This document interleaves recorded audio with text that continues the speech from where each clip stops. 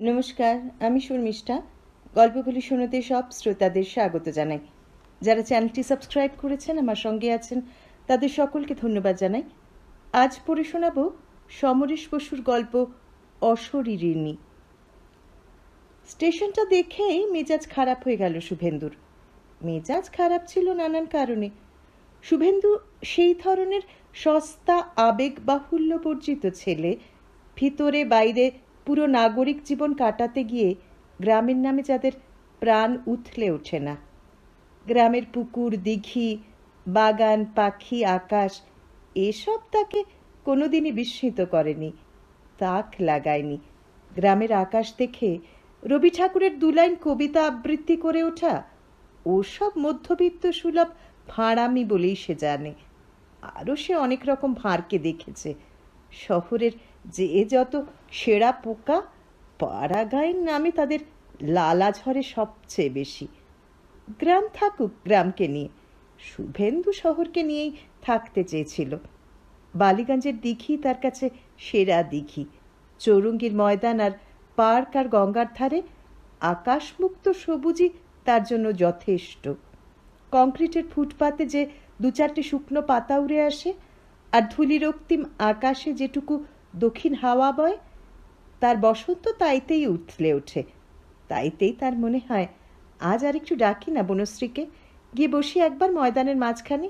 কি আর হবে, ও একটু কাজল মাখবে চোখে, আমি যাব চুলে একটু বেশি ঢেউ তুলে। ও বলবে বিয়ের চেষ্টা চলছে, আমি বলবো চাকরি একটা জুটছে না কিছুতেই। কলেজের বন্ধুত্ব, ওর বেশি আর কত দূরই বা গড়ায়।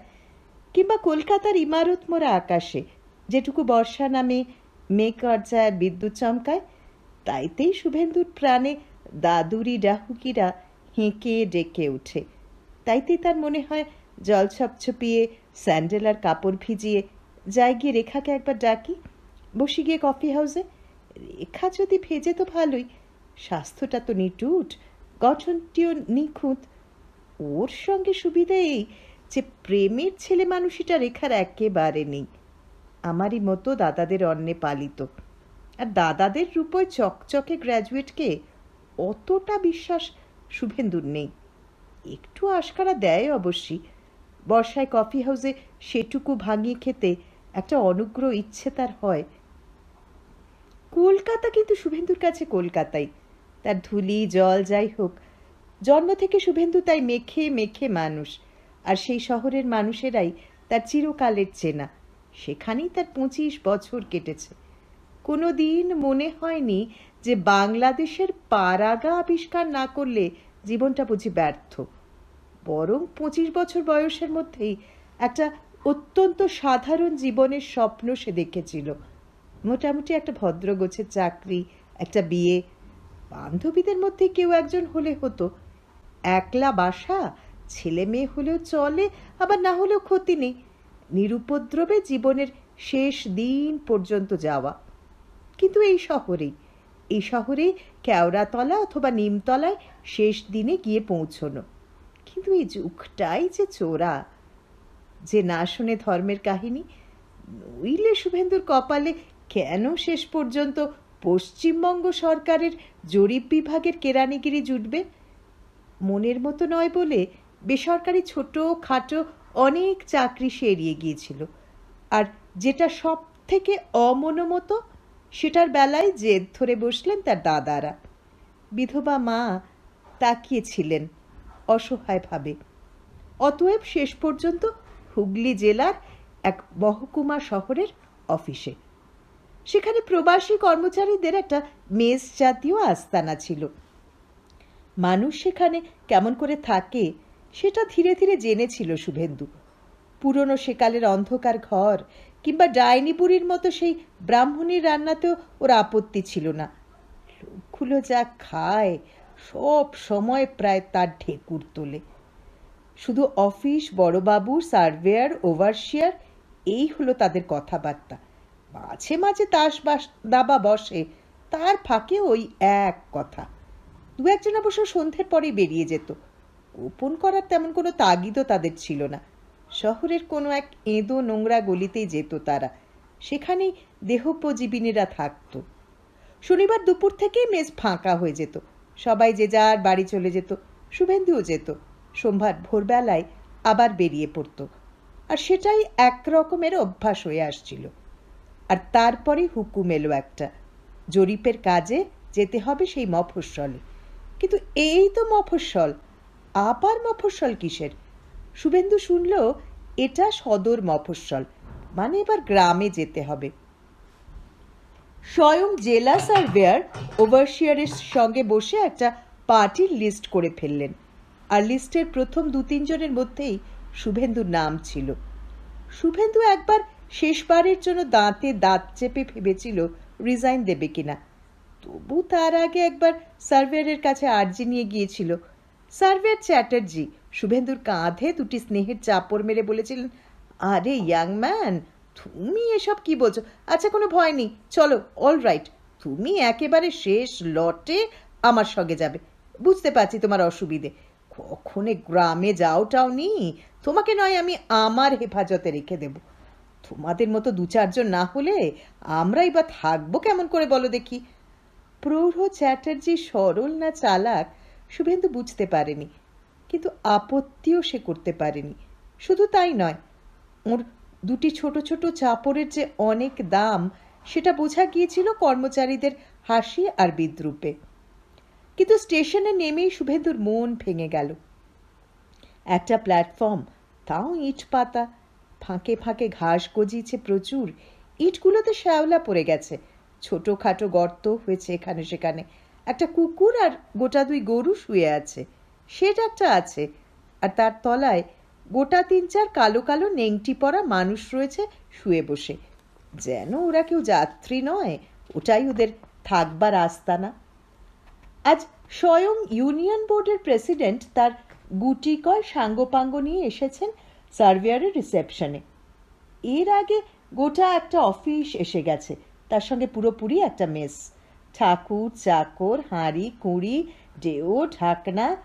শেষ দলে শুভেন্দুকে নিয়ে 2 জন কেরানি, ওভারসিয়ার আর সার্ভেয়ার। জনাকয়েক কৃষক শ্রেণীর লোক এসে শুভেন্দুদের ব্যাগ আর বিছানাপত্র নিয়ে চলে গেল। অভ্যর্থনায় যারা এসেছে তাদের কাউকে দেখে শুভেন্দুর মনে হলো না যে 2টো কথা বলা যাবে। ভাবভঙ্গিও অদ্ভুত, চাউনিগুলো মোটেই ভালো লাগলো না, যেন সরকারি কেরানি কর্মচারী কেউ কোনোদিন দেখেইনি। হাত জোর করে হেসে বিগলিত হয়ে আসুন আসুন, বসুন বসুন, যেমন জামা কাপড় তেমনি সব হাত পায়ের ছিঁড়ি, হাত কাটা ফতুয়া পরা ঠ্যাঙা রোগা মধ্যবয়স্ক লোকটা সেই যেন লাফালাফি করছে বেশি, ফতুয়ার বোতাম নেই, তেল ছিটে বইতে দেখা যাচ্ছে, কপালে মাটি নাকি যেন চন্দনের ফোঁটা একটা, টিকিতে একটা ফুল বাঁধা, মোটা ভাঙা গলায় লোকটা অনবরত যেন বরপক্ষের অভ্যর্থনা করে চলেছে, আসুন আসুন। আহা কি কষ্ট, এই পাড়া গায়ে না থাকবার সুখ, খাবার সুখও নেই, হা আপনারা আসুন আসুন। প্রেসিডেন্ট 2বার থমকালেন, বললেন, আহ গাঙ্গুলি, একটু থামো না বাপু। লোকটা আবার গাঙ্গুলি, শুভেন্দুরই পদবী, কি বিচ্ছিরি! কিন্তু লোকটাকে তো কিছুতেই নিরস্ত করা যাচ্ছে না। থমকে একবার থামে, তারপর আবার শুরু করে। স্টেশনের বাইরে এসে পচা ঘাস পাতার গন্ধ নাকে ঢুকল, আর তারই সঙ্গে একটা পেঁকো পেঁকো গন্ধ।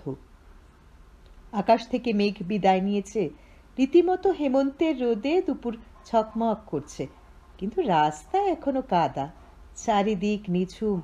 দিনের বেলাতে স্টেশনের ধারে ঝিঁঝির ডাক, অথচ 3-4টে চালা ঘর রয়েছে রাস্তার ধারে, ওগুলো চায়ের দোকান বোঝাই যাচ্ছে, তার সঙ্গে তেলে ভাজা, নোংরা চুপড়ি আর কাঠের বারকোষে কালো কালো খাবারগুলো সাজানো, মাছি ফ্যান ফ্যান করছে তার উপর।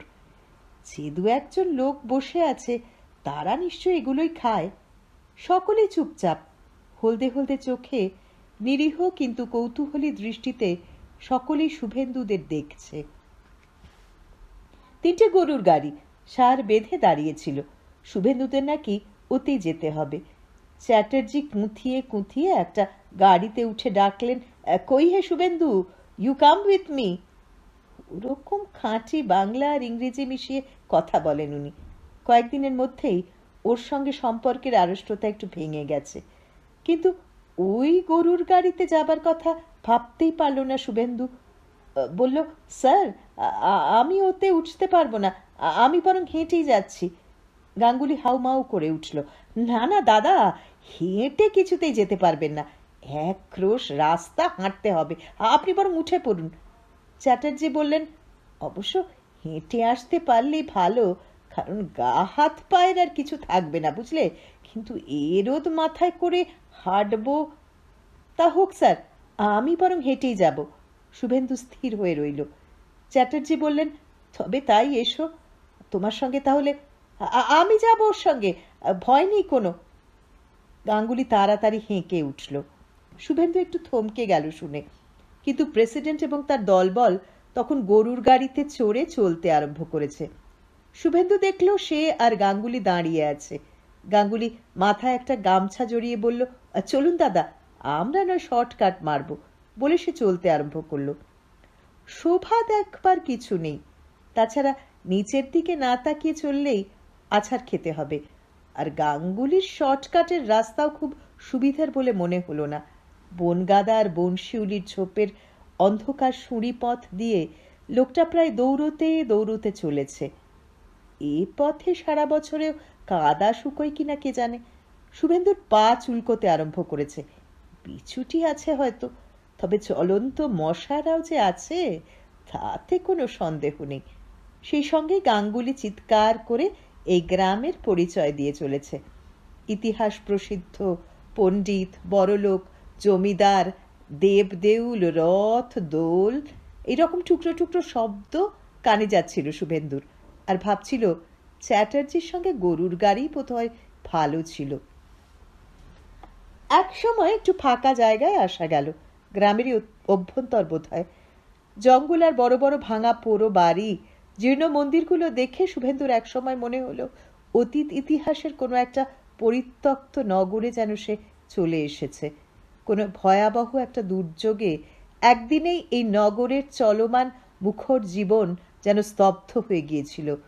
ভূমিকম্পে কিংবা দুর্ধর্ষ কোনো শত্রুদের আক্রমণে যেন সব ধ্বংস করে লুপ্ত করে দিয়েছিল, এবং তারপর থেকে জঙ্গল গজিয়েছে।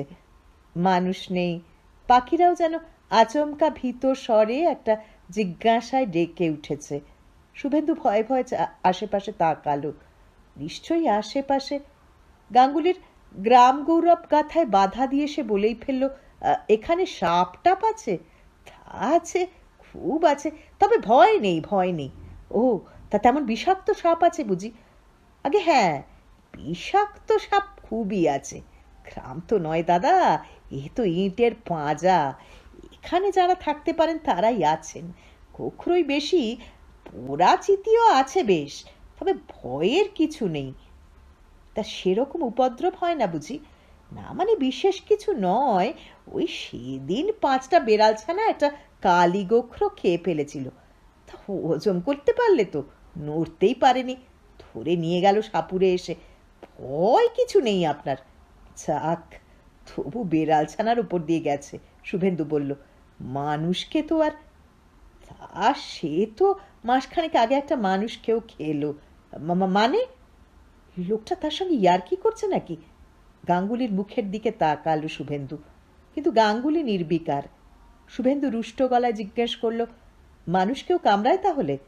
তা দাদা, প্রতি বছরেই একাধটা যায়, সে আর কি করা যাবে বলুন। তবে তবে ভয়ের কিছু নেই বলছেন কেন? শুভেন্দু প্রায় রেগে উঠেই বলল, কেন বলছেন আপনি? গাঙ্গুলি ফাঁক ফাঁক বোগড়া দাঁতে হেসে বলল, এই নিজেদের দেখেই বলছি, বুঝলেন না, এই গায়ে দাদা বেঁচে তো আছি, ভয়ের আর কি আছে। তা ওনারা কোথায় নেই বলুন তো, গায়ে, শহরে? শুভেন্দু বলল, শহরে নেই, কলকাতায় সাপটাপ নেই। নিশ্চিন্ত হয়ে গাঙ্গুলি বলল, ও, কলকাতায় তো শুনেছি মাটির তলায় খালি ময়লা যাবার নল আছে, তা সেখানে সাপ কোথায় থাকবে বলুন? এরপরে লোকটাকে আর কিছু জিজ্ঞেস করার প্রবৃত্তি হলো না শুভেন্দুর। কেন সে মুখ খুলেছিল এটাই আশ্চর্য। চুপচাপ সে চলতে লাগলো। শেষ অবধি একটা মস্ত বড় পুরনো বাড়ির কাছাকাছি এসে গাঙ্গুলির গতি মন্থর হলো। আর ঠিক সেই মুহূর্তেই সামনের ঝোপটা যেন কেঁপে উঠল, দুলে উঠল জোরে। তারপরেই যেন সরসর করে কিছু চলে গেল ভেতর দিয়ে। শুভেন্দুর বুকটা থক করে উঠল। সে দাঁড়িয়ে পড়ল থমকে। গাঙ্গুলি হেঁকে বলল, কে কে রে ওখানে? বলেই সে গলা বাড়িয়ে উঁকি দিল বুক সমান ঝোপের মধ্যে। বলল, অ।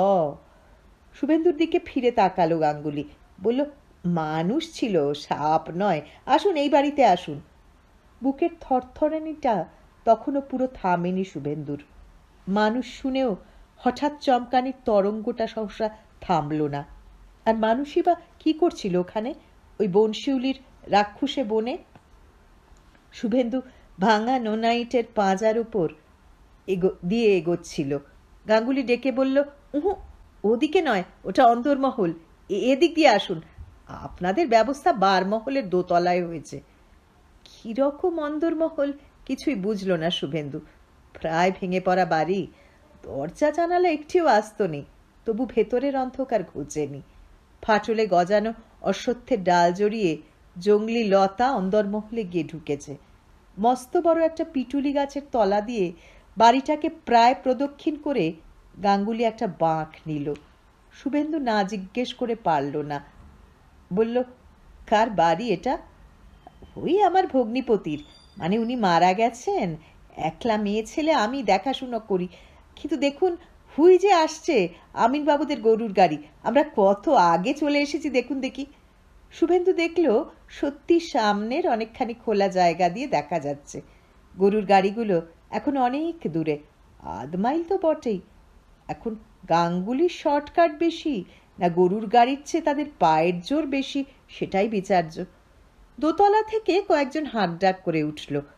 আরে শুভেন্দু বাবু যে এসে পড়েছেন, সার্ভেয়ার সাহেব কোথায়? গাঙ্গুলি জবাব দিলেন, বললেন, ওই আসছেন ওই গরুর গাড়িতে করে। দোতলার চেহারা দেখে শুভেন্দুর ভয় বাড়ল বই কমল না। গোটা বাড়িটা যেভাবে ফেটেছে বেঁকেছে, তাতে সাপের ছোবল না হোক, যে কোনো মুহূর্তেই হুড়মুড় করে বাড়িটা পড়ে যেতে পারে। অন্ধকার ভাঙা সিঁড়ি বেয়ে ওপরে গিয়ে সে দেখল তার মধ্যেই অফিস সাজানো হয়ে গেছে। ঘরে ঘরে সারি সারি বিছানা পাতা হয়ে গেছে, দড়ি টাঙিয়ে জামা কাপড় লুঙ্গি গামছা সব মেলা হয়ে গেছে। খড়গুড়ির পলেস্তারা খসেছে অনেক দিন। উইয়ে খাওয়া কড়িবর্গাগুলিতে নিদেন আলকাতরার পোঁচড়াও পড়েনি বহুকাল। ঘরের মধ্যে ঝিঝি ডাকছে গলা ফাটিয়ে। আশেপাশে দু তিনটে পিটুলি আম গাছ দাঁড়িয়ে আছে ঘর অন্ধকার করে।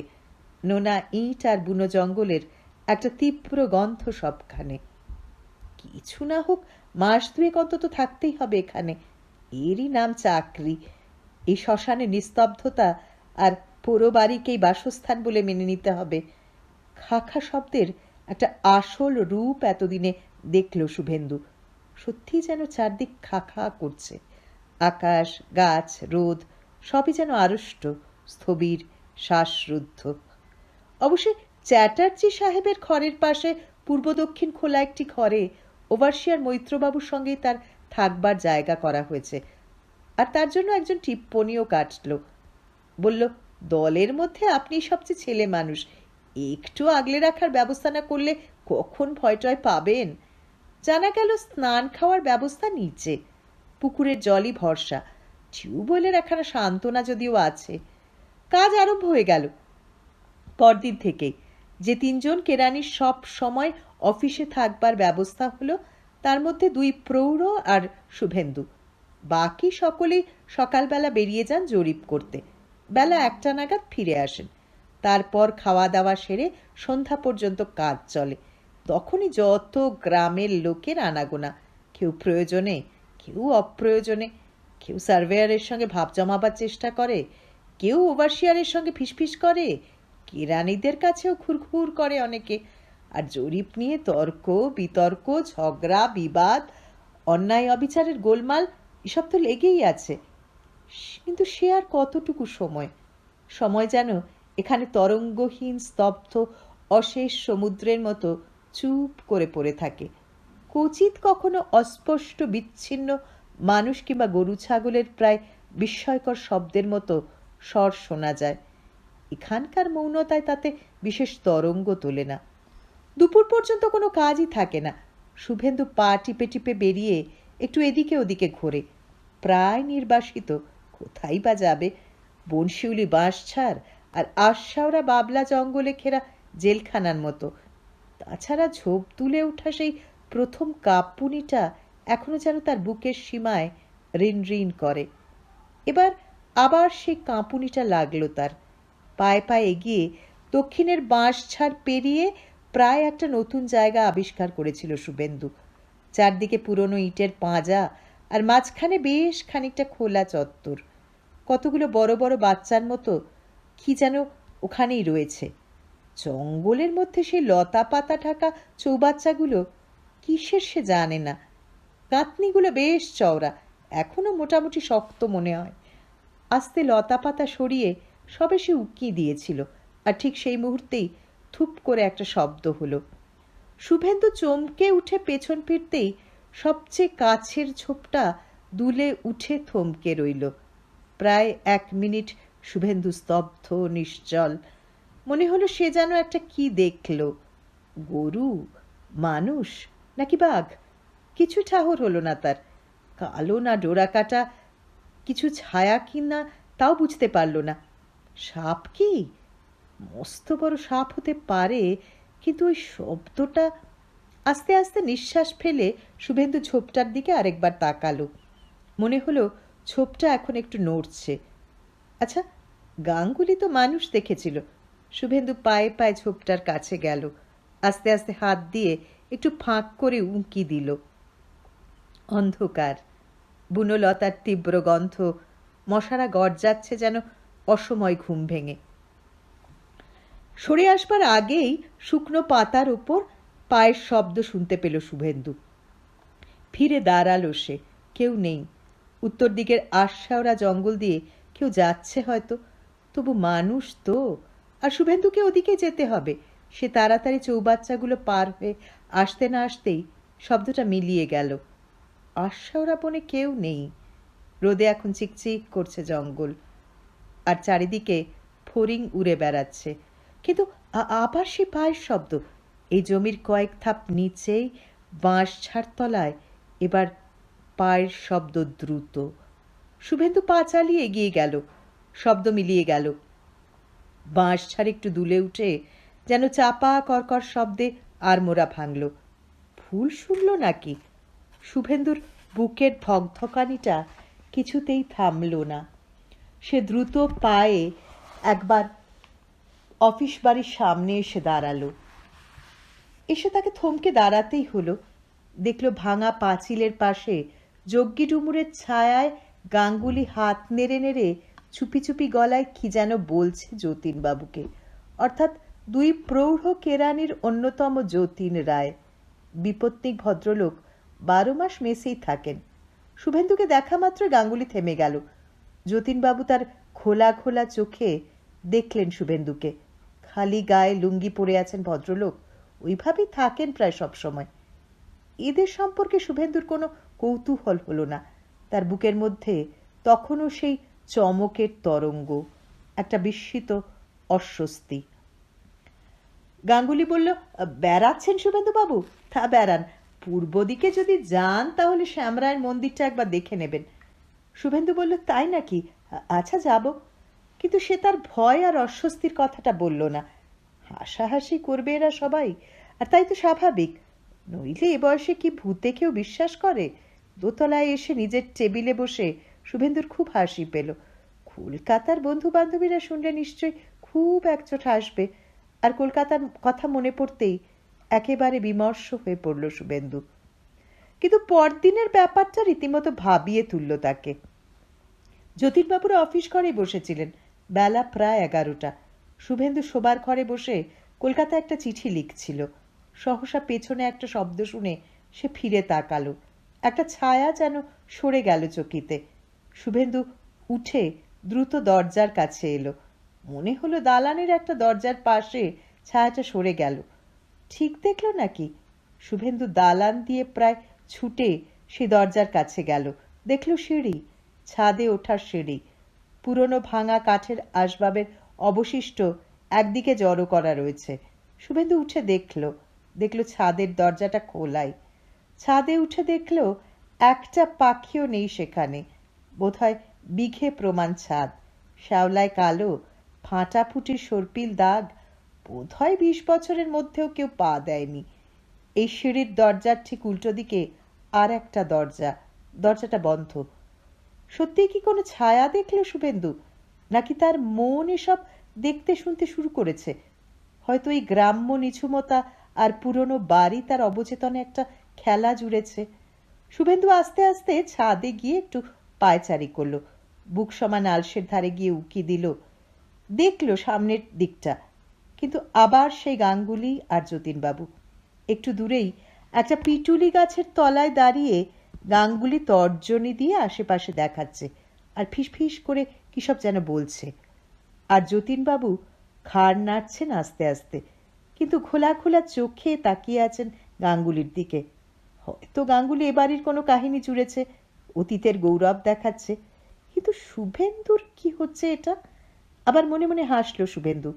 তবে ছাদটা তার খারাপ লাগলো না। আর একটু ঘুরে সে নেমে এলো।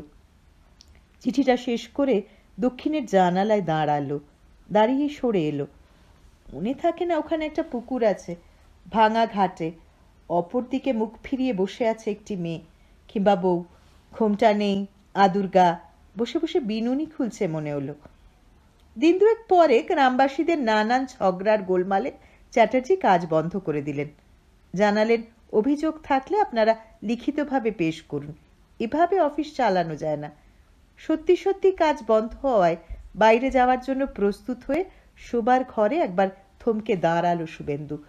ভাবলো তার চেয়ে একটু ছাদে যাওয়া যাক, ফিরতে ফিরতে না সন্ধে হয়ে যাবে। সে ছাদে এলো। ঈষৎ শীতার্ত বাতাস বইছে। বাতাসটা তার মন্দ লাগলো না। চারপাশে উঁকি ঝুঁকি দিয়ে দেখতে লাগলো সে। বেলা বেশ ছোট হয়ে এসেছে, রোদ পরন্ত। গ্রামের পশ্চিমাংশ কালো দেখাচ্ছে, পূর্বাংশে রোদ চিকচিক করছে।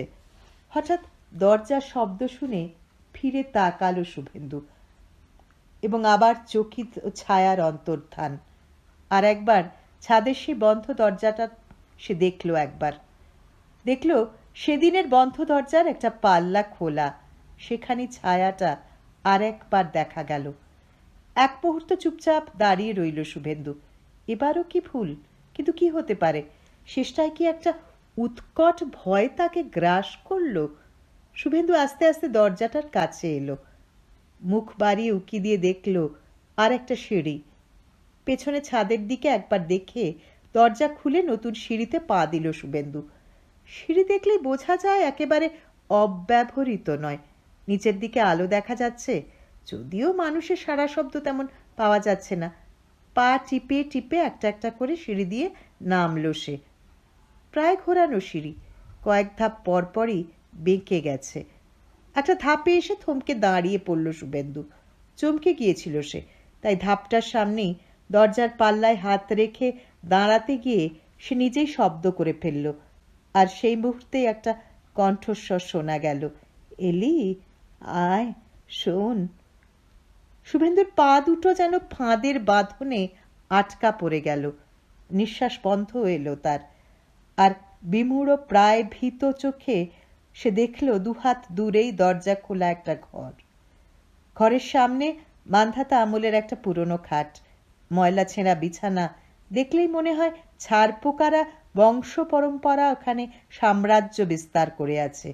আর সেই বিছানার ওপর একজন মহিলা কাত হয়ে শুয়ে আছেন। এই দিকে ফিরে, তার শীর্ণ শরীর কোমর অবধি খোলা, পোড়া তামার মতো দেহ, রুক্ষ পাকানো কাঁচা পাকা চুল, আর চোখের দৃষ্টি শুভেন্দুর দিকেই স্থির, নিবদ্ধ যেন। তিনি আবার বলে উঠলেন, আয়, দাঁড়িয়ে রইলি কেন? কিন্তু শুভেন্দুকে ডাকছেন উনি। সে তার নিজের ডাইনে বাঁয়ে দেখল কেউ কোথাও নেই। থাকা সম্ভব নয়, কারণ দোতলার এই শেষ ধাপ, তারপর একতলায় নেমে গেছে সিঁড়ি। কিন্তু পোড়া তামার মতো ওই বিধবা মহিলা শুভেন্দুকে ডাকছেন। মহিলা এবার কাঁদো কাঁদো গলায় বলে উঠলেন, ওরে আর রাগ করে থাকিস নে বাবা, আর আমাকে জ্বালাস নে, আয় কাছে আয়। শুভেন্দুর ঠোঁট নড়ে উঠল, কিন্তু কথা বলতে সাহস হলো না। সে আস্তে আস্তে পেছনে ফিরবে কিনা চিন্তা করল। মহিলা বালিশের তলায় হাত দিলেন, বললেন, কই চশমাটা কোথায়? এগিয়ে এসে দেখে দে একটু, কানা মাকে একটু দয়া কর মদন। ও মদন। মদন, শুভেন্দু নয়। আর মহিলা চোখে দেখতে পান না। একটু যেন স্বস্তি পেল শুভেন্দু। তবু তার মনে হলো আরও যেন জোড়া জোড়া উদ্দীপ্ত কৌতূহলী চোখ তাকে নিরীক্ষণ করছে অদৃশ্য থেকে। মনে হলো অনেক অশরীররা তাকে ঘিরে আছে চারদিক থেকে। আস্তে আস্তে পেছনে ফেরাই সাব্যস্ত করল সে। সেই মুহূর্তে মহিলা আবার বললেন, আরে মদন, সেই গন্ধ তেলটা মেখেছিস বুঝি? গন্ধ পাচ্ছি যেন। শুভেন্দুর নাকে তার নিজের চুলের গন্ধ লাগলো। এটা ওর বিলাসিতা নয়, প্রয়োজনীয়তা। তীব্র গন্ধ সে ভালোবাসে। উনি কি শুভেন্দুর চুলের গন্ধ পাচ্ছেন? সে তাকিয়ে দেখল ওকে। অপলক চোখে দৃষ্টি নেই, তবু জিজ্ঞাসা ফুটে বেরোচ্ছে। দরজার দিকে অনর নিশ্চল দুটি তারা, কালো নয়, অথচ ছানি পরা ঘষাও নয়। কিন্তু জবাব দেওয়ার সাহস হলো না শুভেন্দুর। এবার উনি হঠাৎ ফুঁপিয়ে উঠলেন। জল পড়তে লাগলো ওর চোখে। বললেন, আমার সঙ্গে তোর কিসের ঝগড়া মদন? আমি তোর কি করেছি? আমি তোর মা, আমি অন্ধ, ব্যামোয় পড়ে আছি। উপায় থাকলে কি এত বড় সর্বনাশ থেকে চুপ করে থাকতাম? আমার কাছে না আসিস, নাই এলি, তুই একবার চক্রবর্তী ঠাকুরপোকে আমার কাছে ডেকে নিয়ে আয়, তাকে আমি না হয় সব বলবো। আমার ভাই হয়ে যে তোর সম্পত্তি ফাঁকি দিতে চায়, তাকে তো আমি তোর মামা বলবো না, নিজের ভাই বলেও তাকে আমি খাতির করব না। আমার কাছে আবার আসুক না ওই কাগজপত্র নিয়ে, সই দেয়া দূরের কথা, আমি তাকে ছুঁড়ে ফেলে দেব। অমনি করেও আমার অনেক সর্বনাশ করেছে বলে উনি শব্দ করে হাঁপাতে লাগলেন।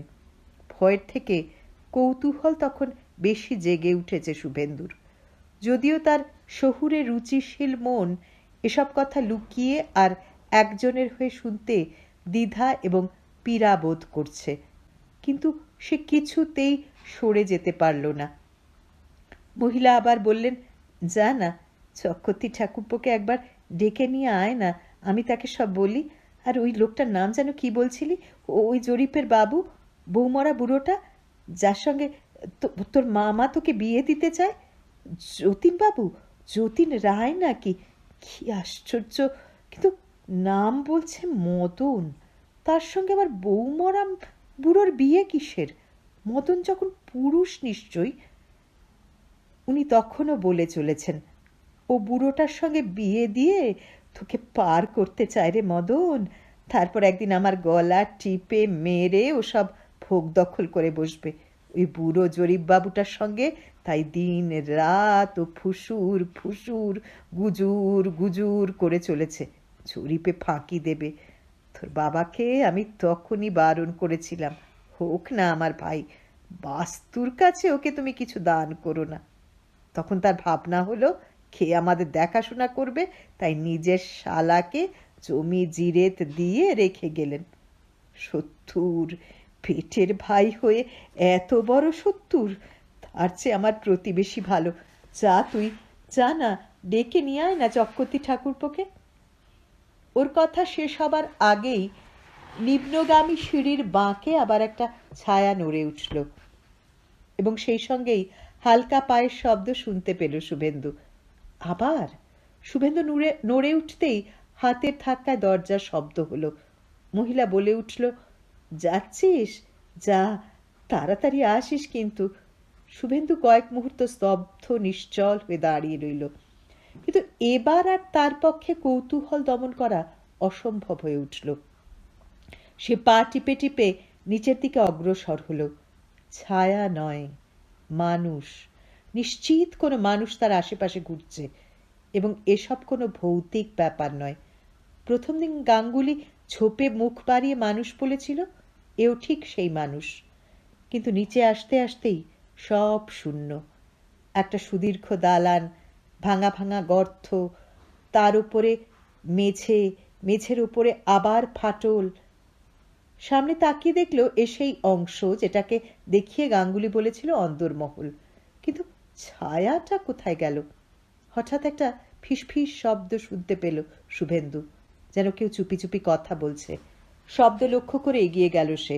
তারপরেই একটা ঘরের সামনে থমকে দাঁড়ালো গাঙ্গুলি আর যতীনবাবু। প্রকাণ্ড একটা জরিপের নকশা মাটিতে বিছানো, গুটিকয় পুরনো দলিল, তার উপরে ইতস্তত বিক্ষিপ্ত। গাঙ্গুলি কি সব যেন বলছে চুপি চুপি, আর যতীনবাবু শুনছেন খোলা অপলক চোখে তাকিয়ে। শুভেন্দুকে দেখে গাঙ্গুলি লাফিয়ে উঠল। আরে শুভেন্দু বাবু যে, এদিকে কোথায়? সব যেন স্পষ্ট হয়ে গেল শুভেন্দুর কাছে। আবার সেই মুহূর্তেই সব জট পাকিয়ে যেতে লাগলো মাথার মধ্যে। সে বলল, এই আপনাদের এদিকটা একটু দেখছিলুম আর কি। তা দেখুন, তা দেখুন। কি আর দেখবেন, সবই ভাঙা চোরা ধসা। আর এটা বুঝলেন তো, এটা সেই অন্দরমহল। গাঙ্গুলি হাসতে হাসতেই কথাগুলো বলল, ইঙ্গিত তার স্পষ্ট। যতীনবাবু তাকিয়েছিলেন শুভেন্দুর দিকে, তেমনি অপলক চোখে। গাঙ্গুলি আবার বলে উঠল, আমাদের জমি জমার সীমানাটা ওই বুঝে নিচ্ছি একটু যতীনবাবুর কাছ থেকে, জরিপের সময় যাতে কেউ এসে গোলমাল না করতে পারে, বুঝলেন না? হ্যাঁ বুঝলুম, শুভেন্দু বলল। বলেই সে দরজা দিয়ে বাইরে চলে এলো। সে ছায়াটার কথা ভাবছে। কোথায় গেল ছায়াটা? কোথায় মিলিয়ে গেল? কিন্তু অগ্রায়ণের ছোটবেলা তখন মাথা মুড়ি দিতে শুরু করেছে। শুভেন্দু ঘরে ফিরে গেল। তার সমগ্র অনুভূতি জুড়ে মস্তিষ্কের শেষ সীমা অবধি এক অভূতপূর্ব কৌতূহল আর উত্তেজনা তখন দপদপ করছে। এদিন থেকে তার ঘুম চলে গেল। অ্যাটেস্টেশনের কাজ শুরু হলো। সকাল থেকে সন্ধে অবধি এখন অফিসে অসম্ভব ভিড়। শুভেন্দুর কাজ বেড়েছে, কিন্তু সে ভীষণ অন্যমনস্ক। একটা ছায়া তাকে নিশিদিন টানছে। সেই ছায়াটা যেন স্পষ্ট হতে হতেও হচ্ছে না। আর এবাড়ির জরিপের পর থেকে জমা দেওয়া দলিলগুলো যত দেখছে শুভেন্দু, যত এদের অ্যাটেস্টেশনের দিন আসন্ন হয়ে উঠছে, ততই গাঙ্গুলি আর যতীন রায়ের গুপ্ত সভা বেড়ে চলেছে। কাজের মধ্যেই অস্থিরভাবে উঠে এলো শুভেন্দু। তখন বেলা পড়ন্ত। অফিসের বাইরে এসে বাড়িটার পেছনে এসে দাঁড়ালো সে। অন্দরের দালানের দিকে চোখ তুলে তাকালো একবার, আর ঠিক সেই মুহূর্তেই তার বাঁ পাশে সেই প্রথম দিনের ছোপটা নড়ে উঠল। শুভেন্দু এগিয়ে গেল। ছোপটা আরো জোরে আন্দোলিত হলো। সে ঢুকে পড়ল ছোপের মধ্যে। কিছু দেখবার আগেই ছোপের শেষ সীমায় পায়ের শব্দ শুনতে পেল সে। প্রায় মরিয়া হয়ে শুভেন্দু ছুটল সেদিকে। ছোপের শেষ সীমায় এসে দেখল একটা পুকুর, সে দক্ষিণের ভাঙাঘাট পুকুরটা, যেটা জানালা দিয়ে দেখা যায়, কিন্তু কেউ কোথাও নেই। শুভেন্দু উত্তেজিত অসহায়তায় চারদিক দেখতে লাগলো, এবং চকিতে চোখে পড়ল খাটের পশ্চিম দিকের ছোপ দিয়ে কেউ যেন চলে যাচ্ছে। শুভেন্দু সব কিছু ভুলে দৌড় দিল। ছোপের শেষে একটা মন্দির, এবং সেটাও জঙ্গলে ঘেরা। হুড়মুড় করে যেন কেউ সেই জঙ্গলে ঢুকে পড়ল। শুভেন্দু ঢুকে পড়ল। এবার পথ রুদ্ধ। সহসা একটা অস্ফুট আর্তনাদ করে ছায়া দাঁড়িয়ে পড়ল, আর একটু হলেই শুভেন্দু তার ঘাড়ের ওপর পড়ত।